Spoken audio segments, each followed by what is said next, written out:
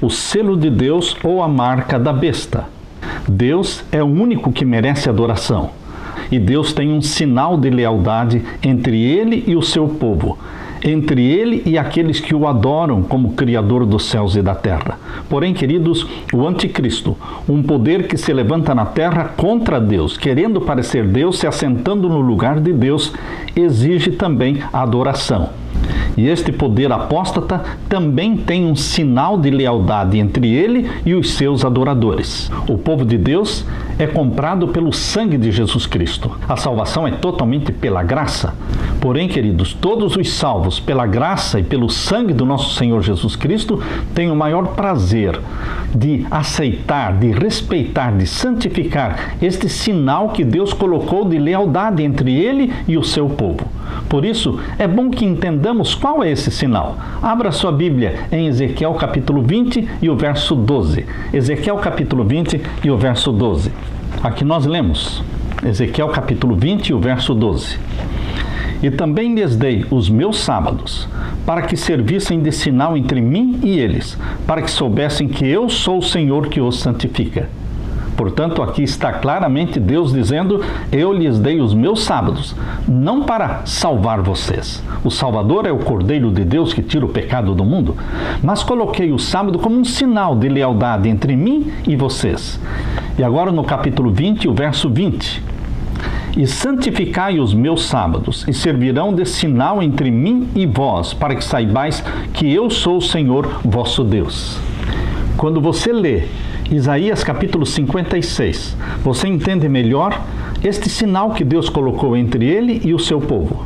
Abra sua Bíblia em Isaías 56. Nós vamos ler a partir do verso 2. Bem-aventurado o homem que fizer isto, e o filho do homem que lançar mão disto, que se guarda de profanar o sábado e guarda sua mão de perpetrar algum mal. E o verso 4.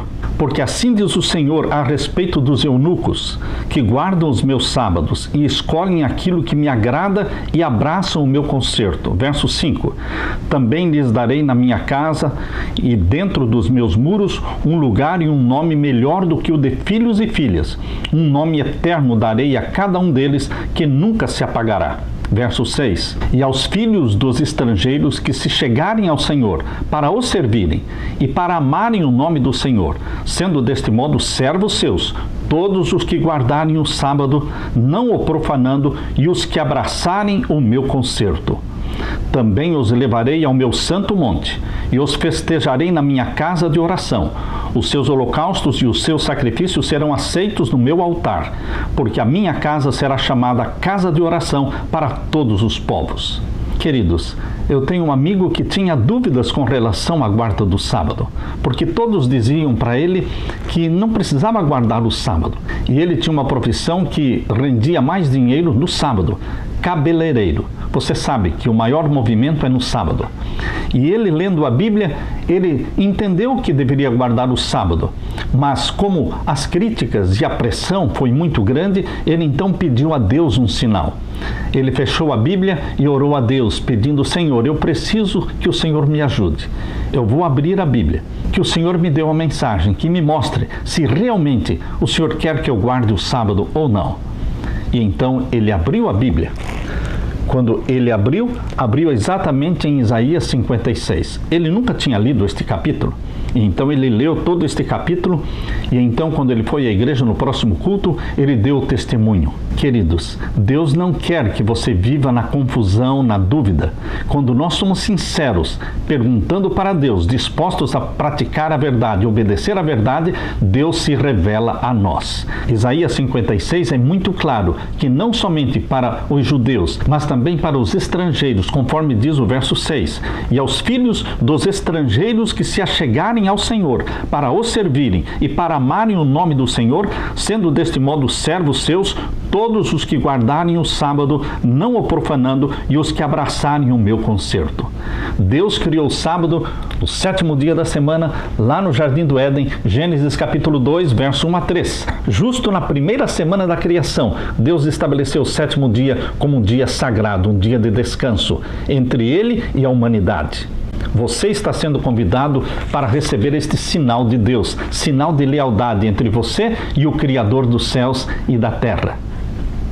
Assim como em Daniel capítulo 3, lembram-se vocês, em Daniel capítulo 3, quando relata aquela experiência dos 3 jovens hebreus diante da estátua de ouro que foi mandada construir pelo rei Nabucodonosor? E o rei Nabucodonosor exigia que todos se ajoelhassem e adorassem a estátua de ouro. Abrindo a palavra de Deus em Daniel capítulo 3, abra sua Bíblia em Daniel capítulo 3. Fica bem evidente de que Satanás, através do rei Nabucodonosor, queria receber adoração. Ele no céu queria ser adorado como Deus. E aqui na terra, ele quer ser adorado como Deus. Por isso ele colocou na mente de Nabucodonosor construir aquela estátua, aquela imagem de ouro de 60 côvados de altura e por 6 côvados de largura. 60 por 6. 60 era um número do Deus maior de Babilônia, e 6 era um número que identificava o Deus menor de Babilônia. Portanto, a estátua, sendo de 60 por 6, indicava que todo aquele que se ajoelhasse diante dela estaria adorando todos os deuses de Babilônia, representado pelo número 600. O número 600 representava todos os deuses de Babilônia. Portanto, queridos, estes 3 jovens hebreus permaneceram diante daquela estátua de ouro imóveis, em pé. Não se curvaram, não vacilaram, não tiveram medo. Embora existisse um decreto de morte contra aqueles que não adorassem a imagem de ouro, eles permaneceram fiéis a Deus. A experiência narrada em Daniel capítulo 3 é uma profecia para o tempo do fim, porque a história vai se repetir. Agora, no tempo do fim, conforme diz em Apocalipse capítulo 13, mais uma imagem será levantada na terra. Abra sua Bíblia em Apocalipse capítulo 13. Aqui neste capítulo 13 de Apocalipse diz que uma imagem será levantada e exigirá adoração. E haverá um decreto de morte contra aqueles que não adorarem a imagem da besta ou a besta.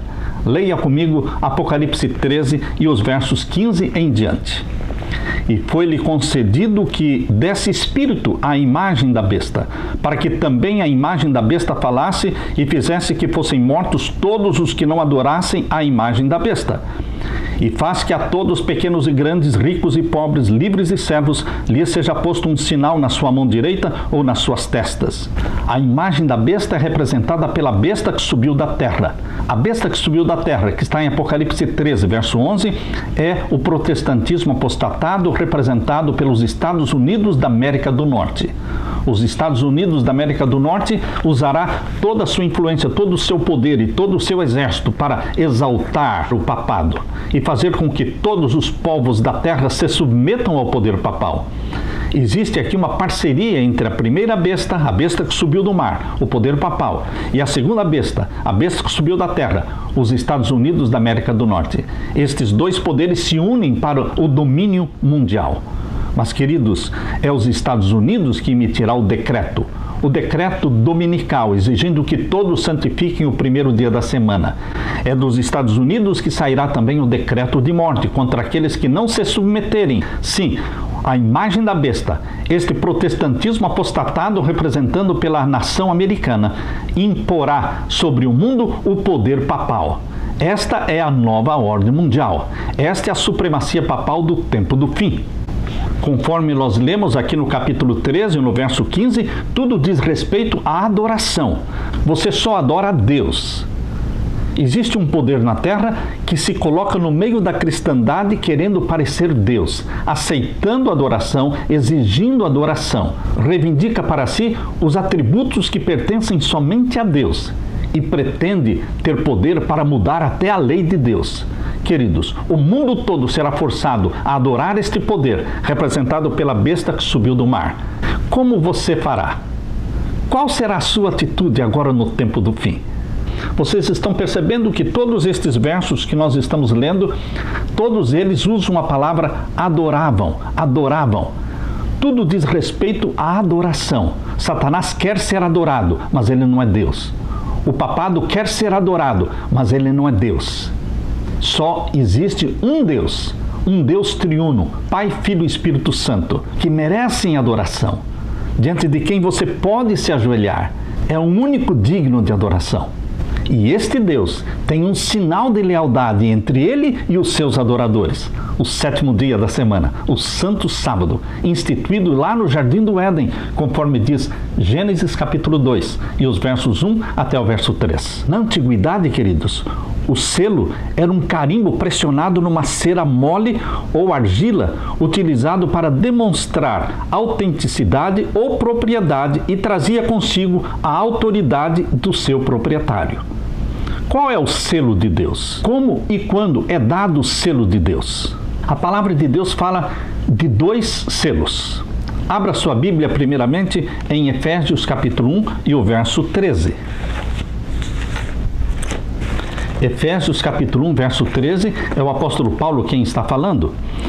Aqui ele diz: em quem também vós estáis, depois que ouvistes a palavra da verdade, o evangelho da vossa salvação, e tendo nele também crido, fostes selados com o Espírito Santo da promessa. Quando você aceita Jesus Cristo como Salvador, você é selado pelo Espírito Santo da promessa. Você recebe uma bênção ao receber Jesus Cristo como Salvador. Você recebe o Espírito Santo.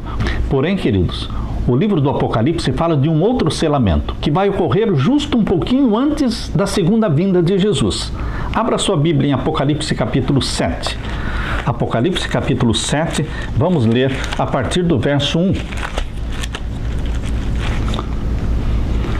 Apocalipse capítulo 7, a partir do verso 1. E depois destas coisas, vi 4 anjos que estavam sobre os 4 cantos da terra, retendo os 4 ventos da terra, para que nenhum vento soprasse sobre a terra, nem sobre o mar, nem contra árvore alguma. Ventos em profecia significam guerras.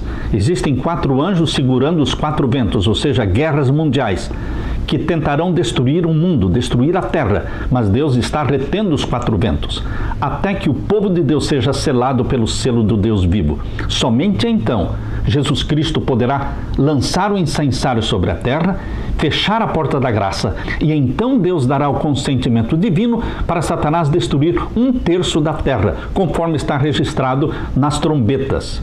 Aqui diz no capítulo 7, o verso 2, e vi outro anjo subir da banda do sol nascente e que tinha o selo do Deus vivo, e clamou com grande voz aos 4 anjos, a quem fora dado o poder de danificar a terra e o mar, dizendo: não danifiqueis a terra nem o mar, nem as árvores, até que hajamos assinalado nas suas testas os servos do nosso Deus.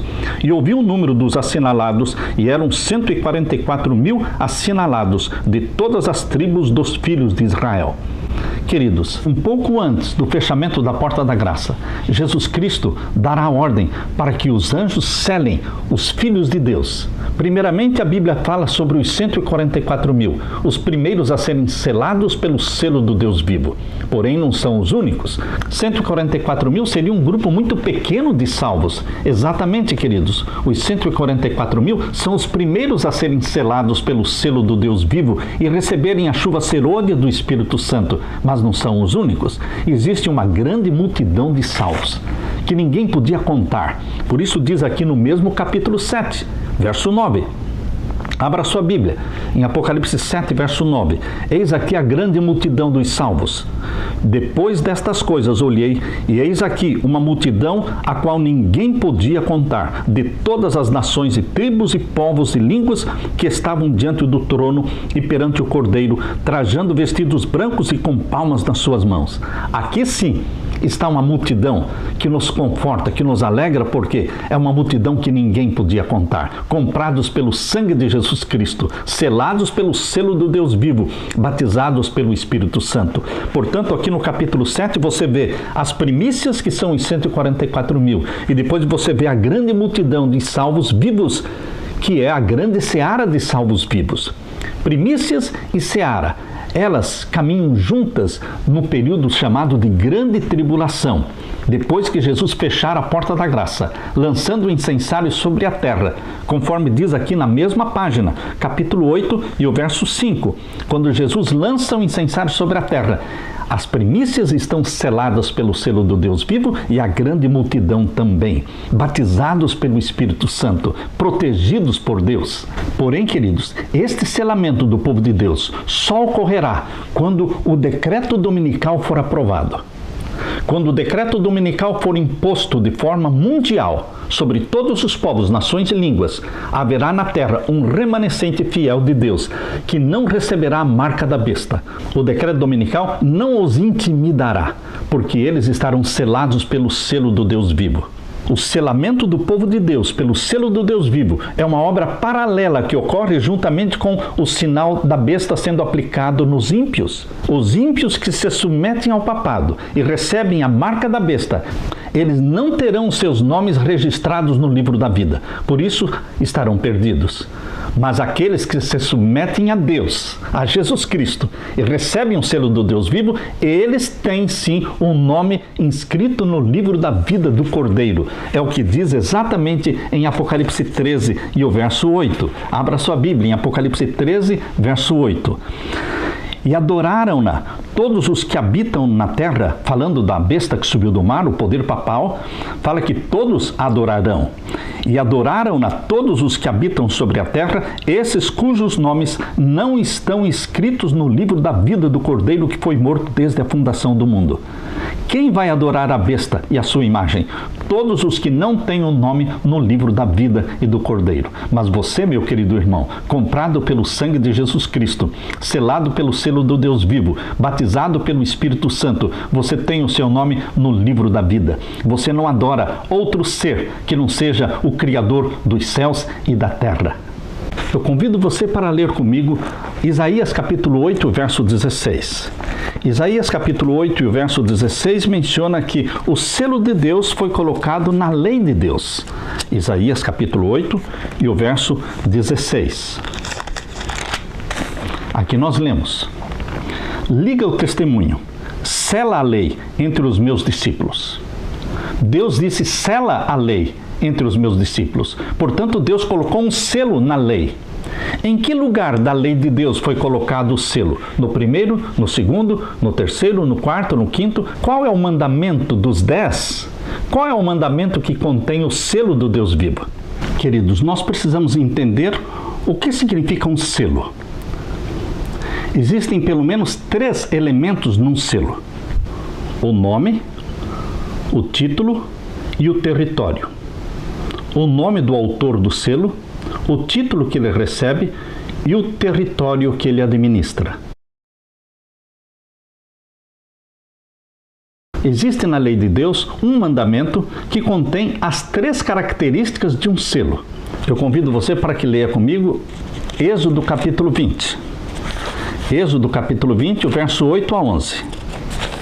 Aqui nós vamos encontrar os 10 mandamentos em Êxodo capítulo 20. Vamos ler o 4º mandamento, do verso 8 ao verso 11. Aqui diz: lembra-te do dia do sábado para o santificar. 6 dias trabalharás e farás toda a tua obra, mas o 7º dia é o sábado do Senhor teu Deus. Aqui está o nome do Deus que nós adoramos, o Senhor teu Deus. Não farás nenhuma obra, nem tu, nem teu filho, nem tua filha, nem o teu servo, nem a tua serva, nem o teu animal, nem o teu estrangeiro que está dentro das tuas portas. Porque em 6 dias fez o Senhor os céus e a terra.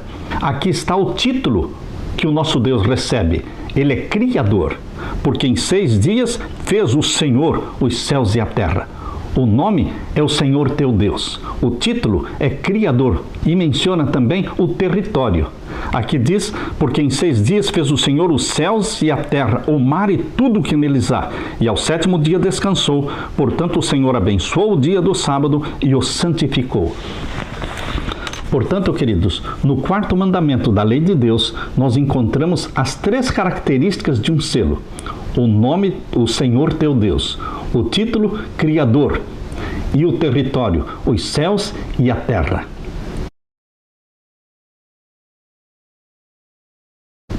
Este é o selo do Deus vivo, que está na lei de Deus. Por que o selo de Deus é recebido somente na testa? Nós entendemos que todos aqueles que guardam os mandamentos de Deus o fazem por convicção mental. Eles foram convencidos pelo Espírito Santo. O Espírito Santo escreveu na mente deles os mandamentos de Deus. Eles o fazem livre, espontaneamente, voluntariamente. Por isso, o selo do Deus vivo é colocado somente na mente.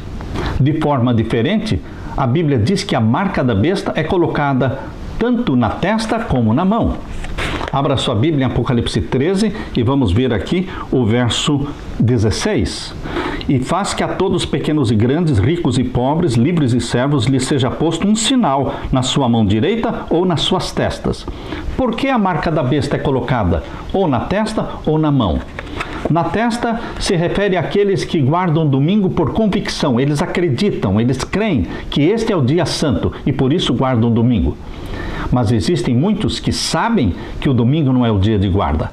Eles sabem que é o sábado, mas guardam o domingo por medo da pressão, por medo da penalidade, por medo de não poder nem comprar e nem vender. Por isso a Bíblia diz que muitos receberão sinal na mão, porque eles não têm convicção, mas eles o fazem por causa da pressão e do medo. No caso do selo do Deus vivo, não existe o selo do Deus vivo na mão, porque Deus não impõe, Deus não obriga, Deus não ameaça. Todos aqueles que obedecem a Deus, obedecem por amor, porque foram salvos por Jesus Cristo, foram comprados pelo sangue de Jesus Cristo, e eles querem demonstrar o amor guardando os mandamentos de Deus. Se o selo de Deus está na lei de Deus, então também a marca da besta está na lei, mas não na lei de Deus, mas na lei papal. Existe uma lei papal que está registrada lá no Catecismo Romano. Ali também tem uma lei chamada Lei dos 10 Mandamentos. O selo de Deus está na Lei dos 10 Mandamentos, escrita pelo dedo de Deus, conforme está em Êxodo capítulo 20. Mas a marca da besta está também na Lei dos 10 Mandamentos, escrita no Catecismo Romano. Estas duas leis são diferentes. Eu quero convidar você para ler cada um dos mandamentos conforme estão registrados lá no Catecismo Romano. Aqui nós temos, queridos, uma comparação entre a lei de Deus, conforme foi escrita por Deus e que está em Êxodo capítulo 20, e a lei do Catecismo Romano, escrita pelo poder papal.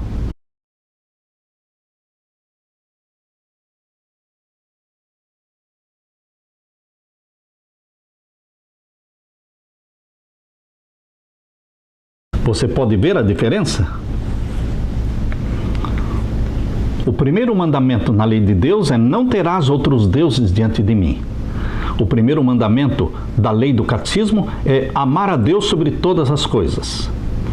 O segundo mandamento da lei de Deus diz: não farás para ti imagem de escultura, nem semelhança alguma do que há em cima nos céus, nem embaixo na terra, nem nas águas debaixo da terra. Não as adorarás, nem lhes darás culto, porque eu sou o Senhor teu Deus, Deus zeloso, que visito a iniquidade dos pais nos filhos, até a 3ª e 4ª geração daqueles que me aborrecem, e faço misericórdia até 1000 gerações daqueles que me amam e guardam os meus mandamentos.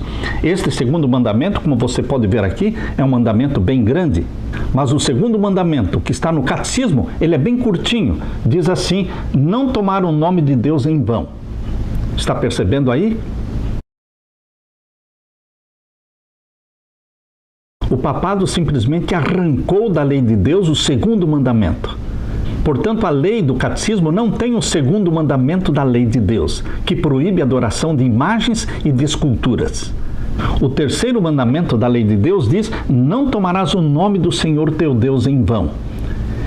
E no catecismo, o segundo mandamento é não tomar o nome de Deus em vão. Vocês percebem que o terceiro mandamento da lei de Deus se tornou o segundo mandamento do catecismo, porque eles aboliram o segundo mandamento da lei de Deus. Percebam?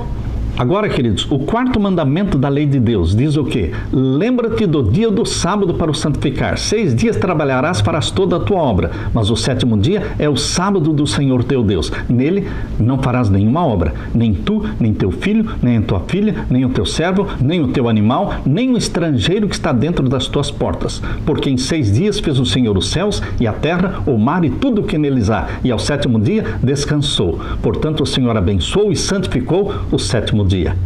Queridos, este quarto mandamento também foi arrancado da lei. Lá no catecismo ele não existe.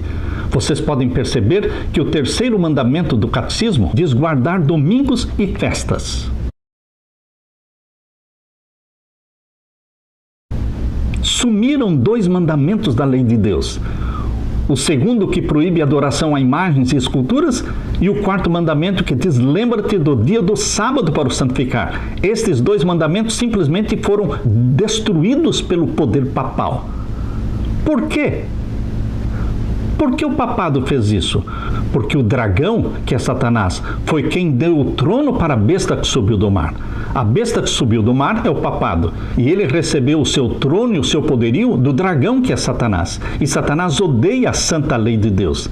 Por isso fez com que o papado destruísse o segundo mandamento da lei de Deus e o quarto mandamento da lei de Deus. Percebam agora o quinto mandamento. Honra o teu pai e a tua mãe para que se prolonguem os teus dias na terra que o Senhor teu Deus te dá. Este é o quarto mandamento do catecismo. Podem ver aí o quarto mandamento do catecismo: honrar pai e mãe. E o sexto mandamento da lei de Deus diz: não matarás. Este é o quinto mandamento do catecismo, que diz: não matar. O sétimo mandamento da lei de Deus diz: não adulterarás. Este é o sexto mandamento do catecismo, que diz: não pecar contra a castidade. E então vem o oitavo mandamento: não furtarás. Este é o sétimo mandamento do catecismo: não furtar. E então vem o nono mandamento: não dirás falso testemunho contra o teu próximo. E aqui o mandamento oitavo é que diz: não levantarás falso testemunho contra o teu próximo. E então vem da lei de Deus o 10º mandamento, que diz: não cobiçarás a casa do teu próximo, não cobiçarás a mulher do teu próximo, nem o seu servo, nem a sua serva, nem o seu boi, nem o seu jumento, nem coisa alguma que pertença ao seu próximo.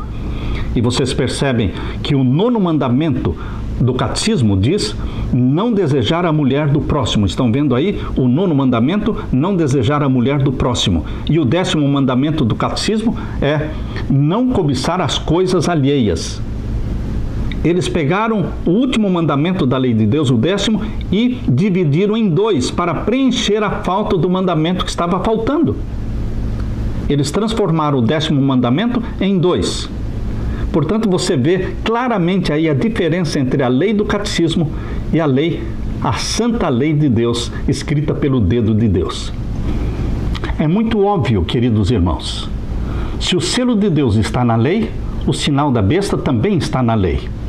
Se o selo de Deus diz respeito ao 7º dia da semana, também o sinal da besta, a marca da besta, diz respeito a um dia da semana que foi colocado no lugar do dia de Deus. O 7º dia é o sábado bíblico, desde o Jardim do Éden.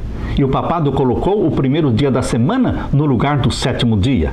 O 7º dia, diz a Bíblia, é um sinal de adoração ao Criador dos céus e da terra, porque relembra a semana da criação, relatada em Gênesis capítulo 1 e capítulo 2. Mas a guarda do primeiro dia da semana é um sinal de rejeição do Criador dos céus e da terra e submissão, sim, ao poder papal, que se levantou contra Deus, querendo parecer Deus, e mudou a lei de Deus. Em Apocalipse capítulo 13 e os versos 17 e 18. Aqui diz assim: para que ninguém possa comprar ou vender, senão aquele que tiver o sinal, ou o nome da besta, ou o número do seu nome. Existe um sinal, existe um nome, existe um número do nome. Portanto, com a ajuda do Espírito Santo, nós podemos entender qual é esse número, qual é esse sinal e qual é esse nome. Verso 18 diz: aqui há sabedoria. Aquele que tem o entendimento, calcule o número da besta, porque é o número de um homem. E o seu número é 666, 666. Queridos, aqui eu tenho um livro, O Illuminati, e o número 666. Esse livro foi escrito por William Josiah Sutton e foi prefaciado pelo pastor Roy Alan Anderson. Nós temos também aqui outro livro do mesmo autor, 666 e o Anticristo. O número 666 diz respeito à adoração. A quem vamos adorar? Aqui eu tenho o volume 1 do livro A Verdade sobre o número 666. É um livro escrito pelo pastor Edwin de Kock. Ele escreveu 3 volumes com esse título: A Verdade sobre o número 666. Volume 1, volume 2 e volume 3. É um trabalho exaustivo, é um trabalho muito profundo, de muitos anos, muitas décadas, para explorar, para se aprofundar neste assunto. Este mesmo autor, Edwin de Kock, escreveu um outro livro, Cristo e o Anticristo na Profecia. Neste livro, na página 270, nós podemos ler: Dante Alighieri, aquele que escreveu a Divina Comédia, mostra que o papado é a prostituta do capítulo 17 de Apocalipse. Aqui na página 270 deste livro, o autor menciona que os albigenses e os valdenses apontavam para o papado como sendo o anticristo. John Wycliffe apontava para o papado como sendo o anticristo. João Hus, que viveu de 1372 a 1415, também apontava para o papado como o anticristo. Martinho Lutero, que viveu de 1483 a 1546, apontava para o papado como sendo o anticristo. John Knox, em 1547, apontou para o papado como sendo o anticristo. John Wycliffe, Tyndale, Martinho Lutero, Calvino, Cranmer, John Bunyan, todos eles apontaram para o papado como sendo o anticristo. Isaac Newton, John Wesley, George Whitefield, Jonathan Edward, Charles Spurgeon, todos estes apontaram unanimemente para o papado como sendo o anticristo, como sendo o 666 de Apocalipse capítulo 13. Este é um outro livro poderoso, escrito por um ex-jesuíta, padre jesuíta, Peter de Rosa. Peter de Rosa escreveu este livro, Vicars of Christ, Vigários de Cristo. Aqui ele menciona que até o Papa Gregório VII, que viveu até 1085, todos os papas se intitulavam Vicar of St. Peter, ou seja, Vigários de São Pedro. Porém, a partir do Papa Gregório VII, eles começaram a se intitular Vigários de Cristo, Vicars of Christ. Nesses 3 volumes do pastor Edwin Kock, ele explica que ao longo de 1200 anos, os papas têm reivindicado para si o título de Vicarius Filii Dei, ou seja, Vigário do Filho de Deus. Esse é o título papal que tem trazido muita polêmica. Mas, queridos, como está provado na história, este título papal, Vicarius Filii Dei, é o título mais reconhecido pelo papado e abundantemente usado por mais de 1000 anos. Nestes 3 volumes do pastor Edwin Kock, ele menciona como os papas mais recentes também usaram este título, Vigários do Filho de Deus. Tanto Paulo VI, como também João XXIII, como também João Paulo II, todos eles escreveram documentos onde eles se identificaram como Vigários do Filho de Deus. A discussão, queridos, não deve ser se este título papal estava escrito na tiara ou não. Este não é o ponto, esta não é a discussão. O ponto importante é que Vicarius Filii Dei é um título reivindicado pelo poder papal ao longo de mais de 1000 anos. Não há nenhuma dúvida sobre isso. Vicarius Filii Dei significa substituto do Filho de Deus. Esse é um título que está em latim. Se nós somarmos os algarismos romanos que existem neste título, Vicarius Filii Dei, nós vamos ter o número 666. Exatamente como você está vendo neste quadro, o número é exato.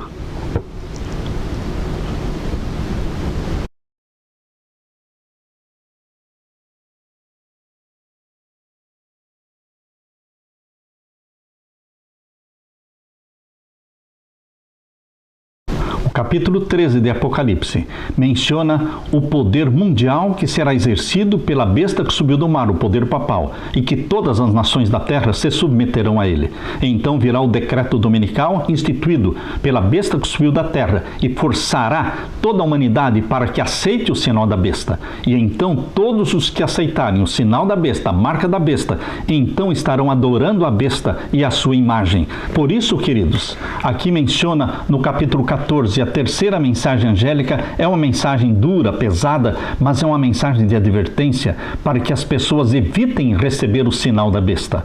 Por isso diz aqui no capítulo 14, versos 9 e 10. E seguiu-os o terceiro anjo, dizendo com grande voz: se alguém adorar a besta e a sua imagem, e receber o sinal na sua testa ou na sua mão, também o tal beberá do vinho da ira de Deus, que se deitou não misturado no cálice da sua ira, e será atormentado com fogo e enxofre diante dos santos anjos e diante do Cordeiro. Nós podemos evitar isso. Nós deveríamos pregar e anunciar aos nossos queridos irmãos evangélicos, todos os que amam a Jesus, que eles podem muito bem evitar este sofrimento, esta perdição de beber do vinho da ira de Deus sem mistura e ser atormentado com fogo e enxofre. Como? Evitando, rejeitando o sinal da besta e unindo-se ao remanescente fiel de Deus, que diz em Apocalipse 14, verso 12, aqui está a paciência dos santos, os que guardam os mandamentos de Deus e têm a fé de Jesus. Queridos, hoje não tem ninguém recebendo o sinal da besta, porque o decreto dominical não foi imposto ainda obrigatoriamente, mundialmente. Mas quando o decreto dominical for imposto, então sim, ele vai se espalhar pelo mundo todo e todos terão que fazer uma decisão ao lado dos mandamentos de Deus ou ao lado dos mandamentos papais. A quem você vai obedecer? Apocalipse capítulo 14, verso 12, identifica o povo de Deus. Aqui nós lemos: aqui está a paciência dos santos. Aqui estão os que guardam os mandamentos de Deus e a fé de Jesus.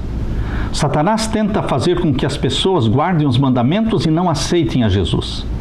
Satanás também tenta fazer com que as pessoas aceitem a Jesus como Salvador e desprezem os mandamentos de Jesus. Vocês percebem que Satanás tenta lançar as pessoas de um extremo ao outro, do 8 para o 80. Nós temos os judeus que guardam os mandamentos de Deus e rejeitam Jesus como Salvador. Estão salvos?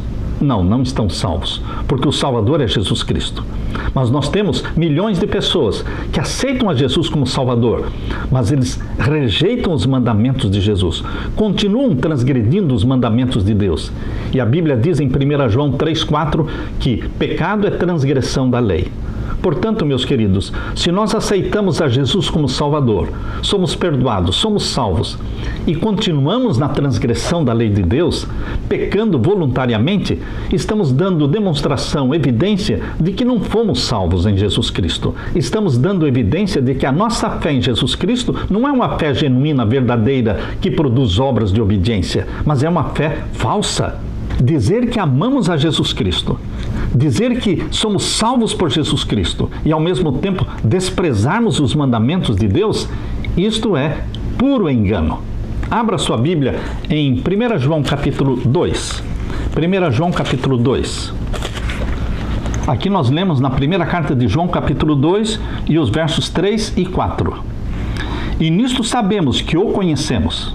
Está falando, nisto sabemos que conhecemos a Jesus, se guardarmos os seus mandamentos. Está claro isso? Só podemos realmente falar, eu conheço a Deus, se nós estivermos guardando os seus mandamentos. Porque o conhecimento de Deus envolve uma amizade íntima com Jesus Cristo. Fomos salvos por Jesus Cristo, nos tornamos amigos íntimos, conversamos com Ele todos os dias e o Espírito Santo escreve os mandamentos de Deus no nosso coração. Nós temos prazer nos mandamentos de Deus, não somos inimigos da lei de Deus. Por isso diz o verso 4, 1 João capítulo 2, verso 4.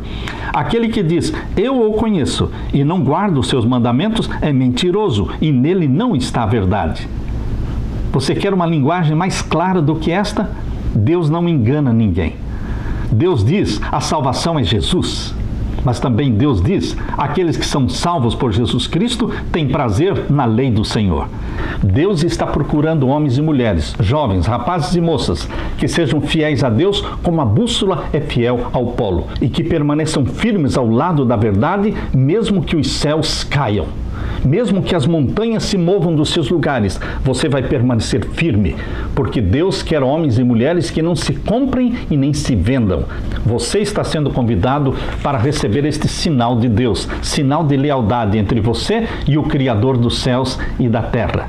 Fique, portanto, meu querido irmão, com a paz de Jesus. Amém.